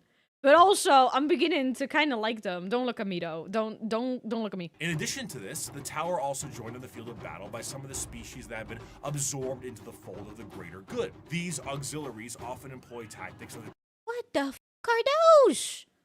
Oh my god. I don't know what these two... They look sick. These auxiliaries often employ tactics that the Tau are unable to do on their end, such as the brute force and almost primitive nature of the Kroot, combined with the Geonosian aerial shock attack style of the Vestments. But the Tau assimilate more and more species with time, including even some humans who wish to break off from the Imperium for pick a reason. The aesthetic of the Tau also leans a bit more into the East Asian sci-fi aesthetics. The large mech suits definitely evoke that Gundam look, but the general garb of their higher-ups kind of create that motif, and they often have accents in the games that they are in. But while Tau are looked at as Gundam mech faction by some, others enjoy them for the full coalition of aliens. One of my favorite images in Warhammer is this official artwork by Games Workshop.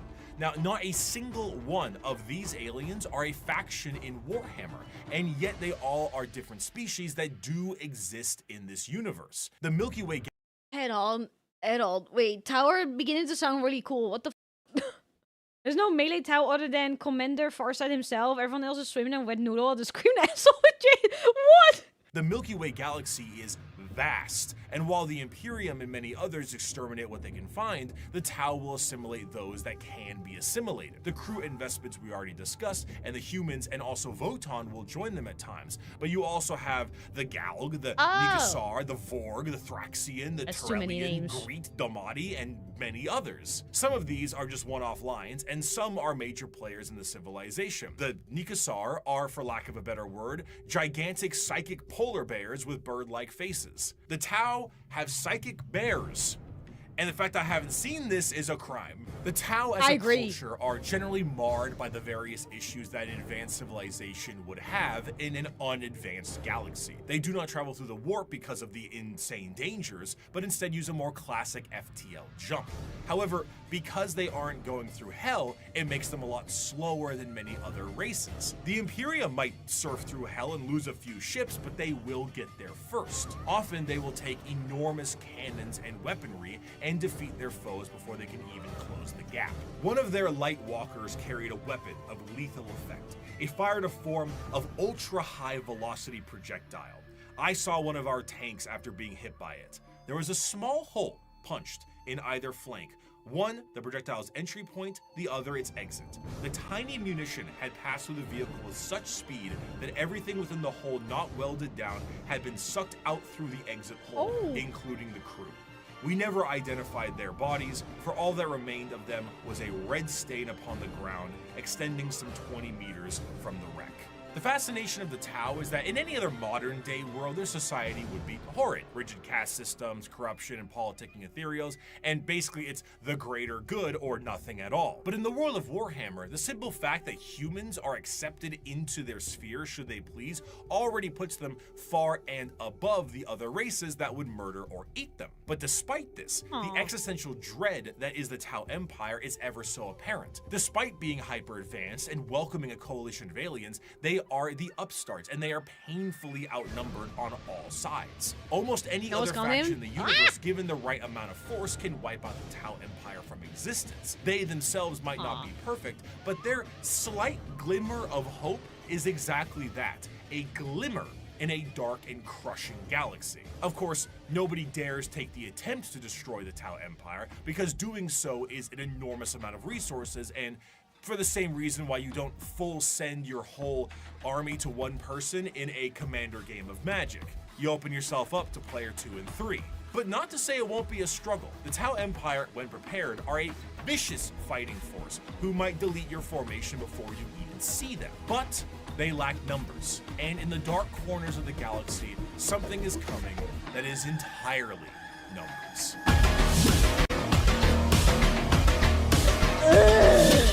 There is a Head on, pause it before anything. Head on.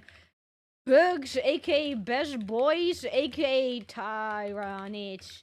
There is a cancer How did I do that? eating at the Imperium. With each decade, it advances deeper, leaving drained, dead worlds in its wake. This horror, this abomination, has thought and purpose that functions on an unimaginable galactic scale, and all we can try to do is stop the swarms of bioengineer monsters it unleashes upon us by instinct. We have given the horror a name to salve our fears. We call it the Tyranid race. But if it is aware of us at all, it must only know us as prey. The conflicts of— Oh my god, look at them! They are so cool! Oh, the buggies! The buggies! Look at the buggies, look how cool they look! Oh, sorry. The conflicts of Warhammer 40k are chaotic enough with the sheer volume of violence that exists in the confines of the Milky Way. However, there is a threat to the galaxy that extends beyond our known galaxy that is creeping ever closer and cannot be negotiated with. What drew them to the galaxy is unclear. It may have been the light of the Astronomicon itself, like a moth to a flame. It could have been a Xenos device detonated in the Horus Heresy. It could have been that they were done eating the Andromeda galaxy and they have come to take ours. Or they might be running from something far, far worse. Regardless of the why, the where, when it came to the first official contact with these creatures, was the planet of Tyran. This is the site where the Imperium encountered a fleet of these creatures before being utterly torn to shreds. Thus, these creatures became known as the Tyranids. There's plenty of evidence that the Tyranids have been lurking in our galaxy for years beforehand, but this was the first true instance of their presence being fully known. Unlike other creatures in the realm of 40k that can be talked to, captured, or negotiated with, the Tyranids are unable to be reasoned with. They are, at their core, animals. But not the fun kind of animals. They are the xenomorphs of 40k, and boy are they hungry!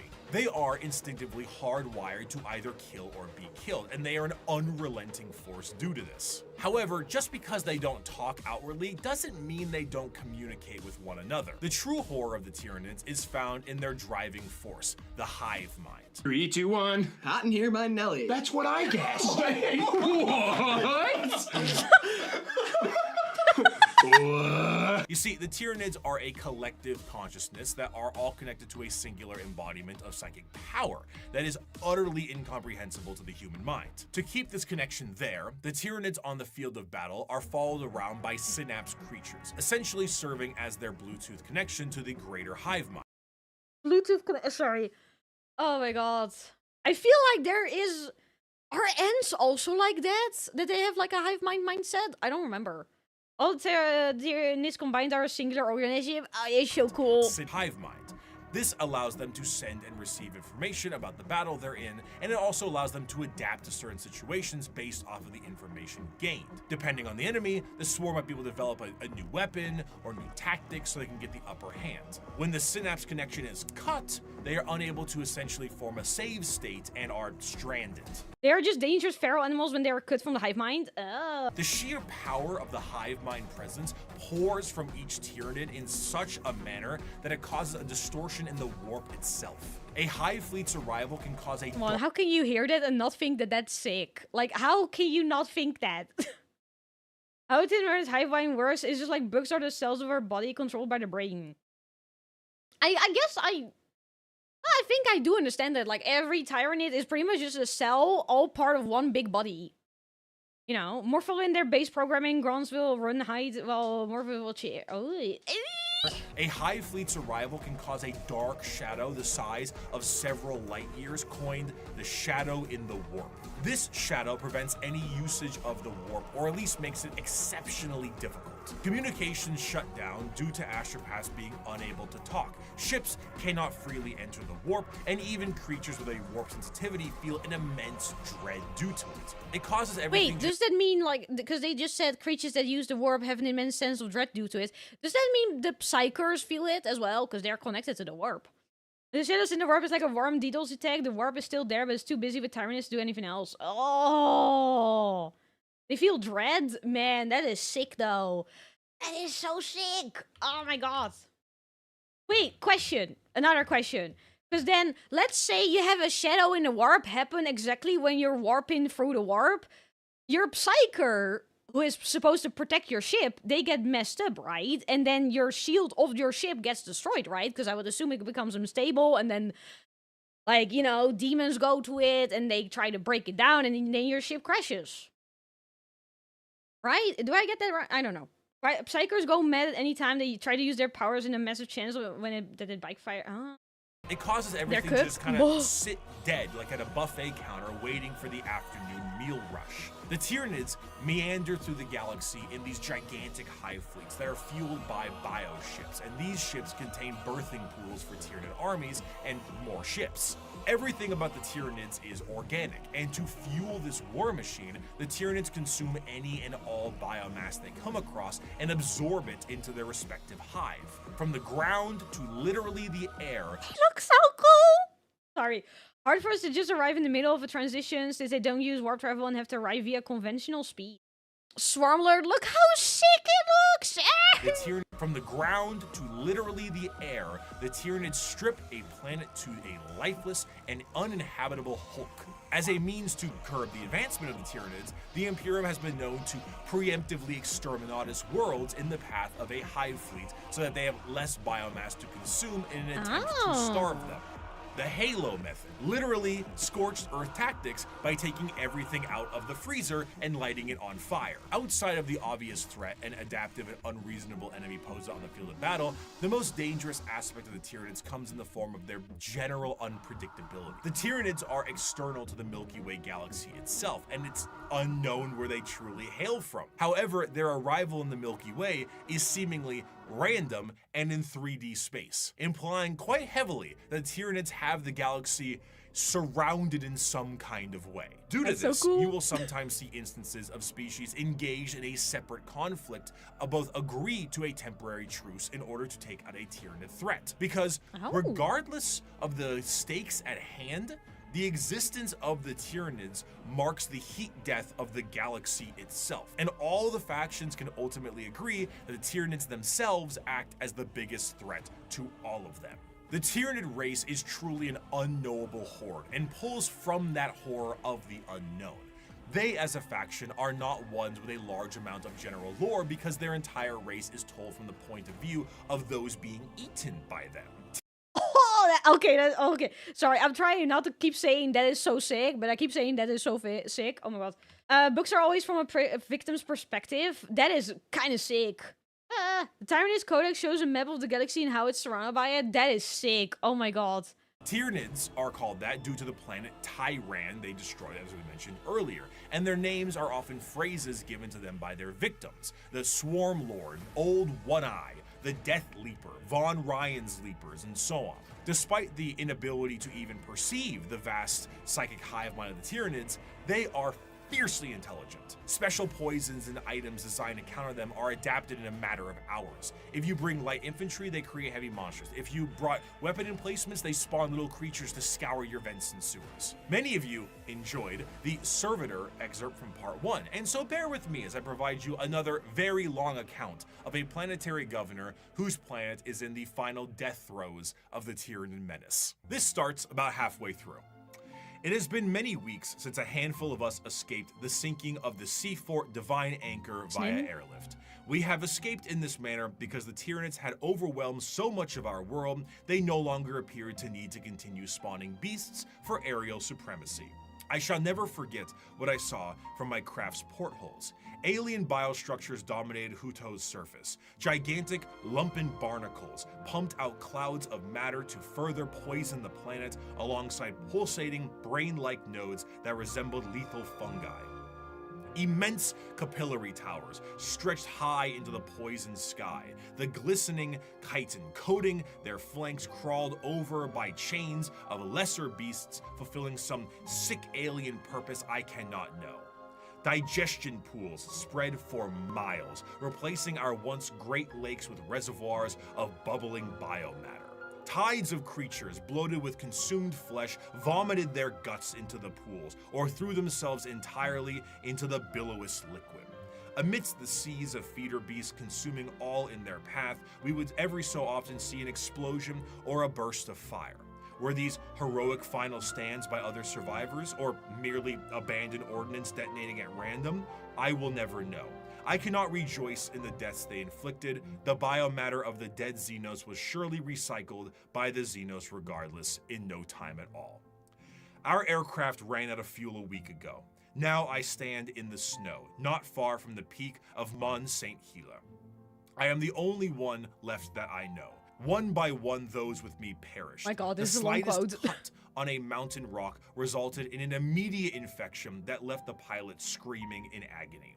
Her co-pilot fired the shot that ended her torture, and my senior aide threw himself from a ledge. The reality that there was no escape hitting him. I have no idea what happened to my chief medicae. Others were slain by lone beasts the rest of us were unable to kill or drive away. A justly deserved end will soon be mine. I have failed on every possible level. We were not even able to send word. An alien disease has me within its grasp. My limbs are numb, my tongue is dry as sand, my head throbs. Even at these chilled heights, I sweat profusely. From here where I sit, I can see— There's a long ass quote. It gives you a terrifying relative of how the Tyranids devour all life on the planet. That is insane though. If it came back and did biotransfers on a tire, oh, I would love that. Gonna see you in this soon. No, you're not. No, don't worry about it. If the Tyranids avoid your planet, that means there's an inevitable inhabitant. That is kind of terrifying. Oh. Story about the space station being swallowed whole is more terrifying. You know, I like them. They're scary and I like it. From here where I sit, I can see the final death unfold on the planet entrusted to me. Before me is the Radarin Ocean. The water level is visibly dropping, hour by hour. They are even taking our seas. There are enormous beasts with great, slowly flapping wings and immense open maws moving through the sky. I may be at high altitude, but the air is thinner here than it should be. I know enough of mountaineering to know that. They will not even leave our air. There is an isthmus I can see, upon which is sat one of the Xenos capillary towers. Now I believe I can tell what they are truly for. High up, foul Xenos bioships cling to their flanks like twisted calves at their mother's udders. They are feasting, oh my god, I still am going. sure, hungrily filling themselves to burst on the hideous gruels that are what remains of my people. I have witnessed the planet's death from sinister start to hideous conclusion. I see the power of our foe, and though I have shown boundless weakness these past months, I do not see how we could ever have won. If this is any sort of good news, it's... That's kind of a depressing quote, though. Oh my god. Take everything, the menace thing they can transfer private and... Oh. They just keep going like the Tyranid. And we going. Each your planet. Oh my god.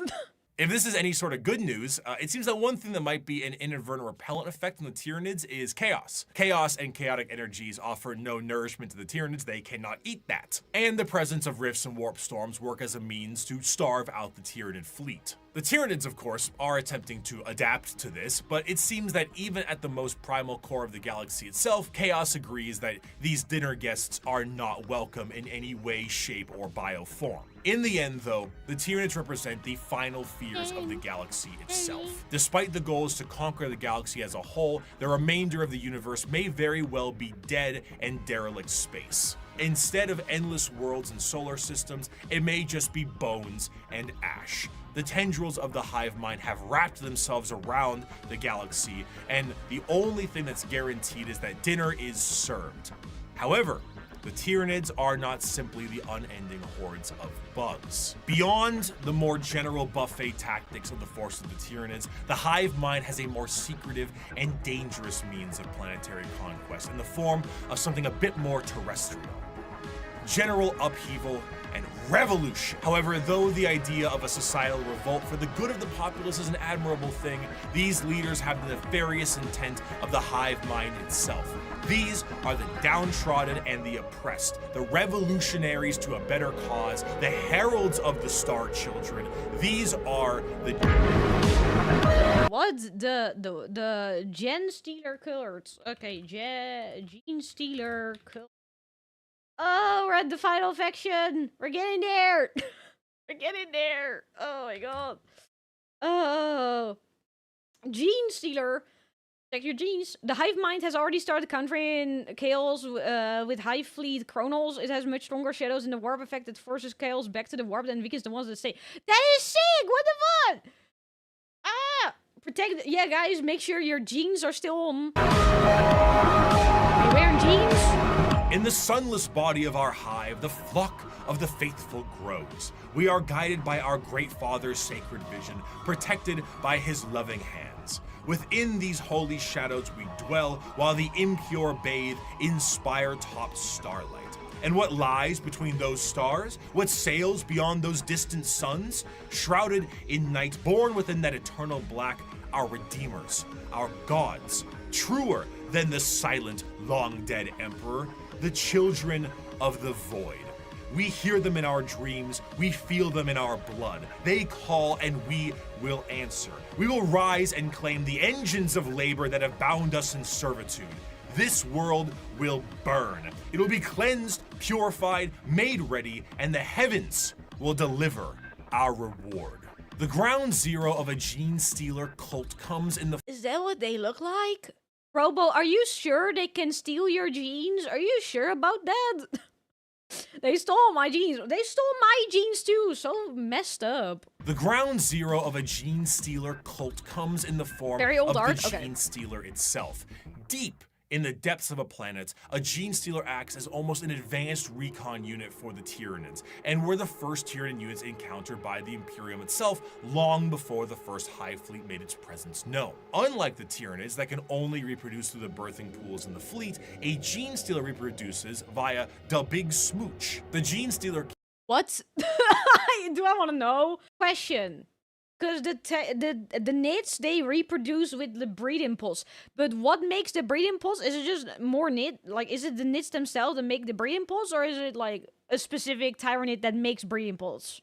Under the guidance of the Norm Queen. Ah! Norm Queen creates nits in a huge bioships. Okay. The Genestealer kiss is essentially what the facehugger alien does. It attaches to a victim and releases an embryo. However, instead of a chest burster, the embryo alters the genetic makeup of the host itself, turning it into the primary conductor of a localized version of a hive mind known as the brood mind. Any offspring that this host produces is known as a Genestealer hybrid, and the host assures their survival to continue to reproduce. The first few generations of a Genestealer hybrid look more like the Genestealer itself, which in our current reality would be terrifying. But considering how the vast majority of humanity is a little mutated in 40k, it doesn't stand out as much as it should.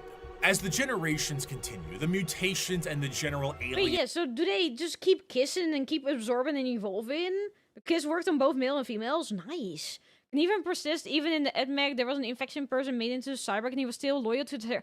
That is kind of sick and also kind of terrifying. Oh my god. As the generations continue, the mutations and the general alien look is almost entirely phased out, and the resulting hybrids look almost identical to the species that they once were. Due to the size of most worlds, the makings of a Genestealer cult can exist almost entirely in secret, generation after generation. After a certain period of time, those hybrids will make their way into generalized society, still connected. Hang on, let me pause here. Only the pure stain do the kiss. Later generations just breed. Ah, okay. So it doesn't really like keep evolving. Okay. Genestealers failed when they tried it with orcs. The fake orcs weren't violent enough and got bullied to death. Wait, hold on. Wait, so they did it with the orcs, but then the fake orcs weren't violent enough, so they got bullied? That is crazy. Still connected to the mind of the Genestealer itself, the hybrids operate with the express goal of gaining power within society itself in a political and religious sense. Most of the time, they will present themselves as revolutionaries, looking for the betterment of the population. And honestly, it sounds great for a lot of the folks on the planet. By the people, for the people. They can infect any race, but most have a way of telling they are infected though. Okay. As they expand more openly, the crossbreeding continues until all aspects of the planet's society is infiltrated. However, all bets are off when a hive fleet comes close enough. When a Tyranid hive fleet gets close enough to a planet, the brood mind activates essentially an endgame scenario. The once political and religious leaders become bloodthirsty fanatics that work to finalize the collapse of society and the death of those who oppose them. But to those in the brood mind, the god they believe in is coming, and this is holy justice and vindication for their religious and political beliefs. As the hive arrives, the planet is essentially ripe for the taking. The original Genestealer pieces out to the next world or is reabsorbed for deployment elsewhere, and the Tyranids begin to take the planet for themselves. The cultists sing praises and holy songs as the Tyranids begin to eat everything up in kind of a meet the pyro sense of religious delusion. But as they are harvested, some of them are snapped back to reality, oops, there goes gravity, before they are thrown into the biomass soup. For a fleeting second, they see that this was all a ruse to consume the world and that their false gods were a bunch of hungry bugs. The cultists essentially put the checkerboard dining cloth on the table for them and invited them for a feast. Due to the constant redeployment of Genestealers, there are known cults that pop up across the Imperium itself. Some of the more well-known ones are the Cult of the Bladed Cog or the Rusted Claw, but there are hundreds, if not thousands, different cults that keep popping up all over the galaxy as the Genestealers spread. And due to the TLDR, the nits are kind of just, and the Genestealers are kind of just like a virus. Like, it keeps going, and like, it seems like there's no end to them. Kills on Terra as well. Tyranids will save them and their horrible lives on the... So they kind of got like... So they made to believe that the Nids will save them, but actually it was all just a ruse just to take over their planet. That kind of like the Deceiver, goddamn. I actually don't know how the Deceiver is. I'm just like using his name because Deceiver, you know. There's a Chaos Genestealer Cult now. That sounds sick though. And due to their covert means taking over the planet, they are not generally viewed to be a threat until it is far too late. And due to the know-how of Genestealers, they tend to be predatory to those in the lower classes of a given planet. The Genestealer cults overall have really come into their own, commercially and artistically. They have very much embraced the revolutionaries aesthetic and crafted a fascinating method in doing so. It's this great combination of this pseudo-Marxist Bolshevik uprising mixed with the hills have eyes in the populace. What's particularly enjoyable about their uprising is that often from their point of view, Deceiver comes later. Necrons was in part 1, right? They got brainwashed into thinking the Tyranids are divine beings, seeing them as saviors. Oh my god, that's kind of fucked up. They're no longer experiencing their terrible lives in the Imperium. True, but at the same time, is it worth it? I don't know. What's particularly enjoyable about their uprising is that often from their point of view, the reasons they have are extremely justified. Most of the members of the GSC are the extremely impoverished and menial laborers of the Imperium, who honestly wouldn't need an alien presence. That scared the shit out of me. Oh my god. I thought my fucking PC crashed. Ah! Whoever did this, you stink. Oh my god, that got me. What does it even say? The books keep telling me to short the Bible, but I don't fucking know what either of those things mean. To provide a manifesto on reasons to revolt. Their weapons are all makeshift and often involve things like mining lasers, drilling saws, demolition charges, giant stop signs. Their political machinations work quite well, as the cult ends up being really good at assassination, especially when you have a third arm holding a pistol beneath all those robes. They're a faction— Oh, they have 3 arms. Okay, I thought he was talking about their pee-pee. Oh my god, oh my god. They're a faction rife with fascination and culture, and their plans are generations in the making, to the end goal of being thrown right back into the soup by the star children they prepared the world for. And those are the threats to the galaxy now. The degradation of almost every species is now behest by the Tyranid menace, and all of the infighting between each and every single one of them will be their undoing. I want to play Space Marines again. The world of Warhammer is a bleak and horrendous one, and that is in its own right the charm. It is so large, so vast, so absolutely horrendous and insane, and yet is treated with 100% severity and seriousness. In the beginning of part 1, I gave you an abridged and different opening to the Warhammer world, the grim darkness of the far future, and I leave you with this part 2 with the full quote itself. It is the 41st millennia. For more than 100 centuries, the Emperor has sat immobile on the golden throne of Earth. He is the master of mankind by the will of the gods, and master of 1,000,000 worlds by the might of his inexhaustible armies. He is a rotting carcass writhing invisibly with power from the dark age of technology. He is the carrion lord of the Imperium, for whom 1,000 souls are sacrificed every day so that he may never truly die. Yet even in his deathless state, the Emperor continues his eternal vigilance. Mighty battle fleets across the demon-infested miasma of the warp, the only route between distant stars, their way lit by the Astronomicon, the psychic manifestation of the Emperor's will. Vast armies give battle in his name on uncounted worlds. Greatest amongst his soldiers are the Adeptus Astartes, the Space Marines, bioengineered super warriors. Their comrades in arms are Legion, the Imperial Guard, and countless planetary defense forces, the ever-vigilant Inquisition, and the tech priests of the Adeptus Mechanicus, to name only a few. But for all their multitudes, they are barely enough to hold off the ever-present threat from aliens, heretics, mutants, and worse. To be a man in such times is to be one amongst untold billions. It is to live in the cruelest and most bloody regime imaginable. These are the tales of those times. Forget the power of technology and science, for so much has been forgotten, never to be relearned. Forget the promise of progress and understanding, For in the grim darkness of the far future, there is only war. There is no peace amongst the stars, only an eternity of carnage and slaughter and the laughter of thirsting gods. Thank you so much for watching. No problem. Thank you have a for wonderful making it. rest of your day. Sorry, during that entire quote, I just noticed Bricky was getting smaller and smaller. And it distracted me. God damn it. Well, blame Erebus? Yeah, this is all Erebus's fault. Erebus did everything. It's all his fault. Bye-bye. Bye. Thank you guys for being here.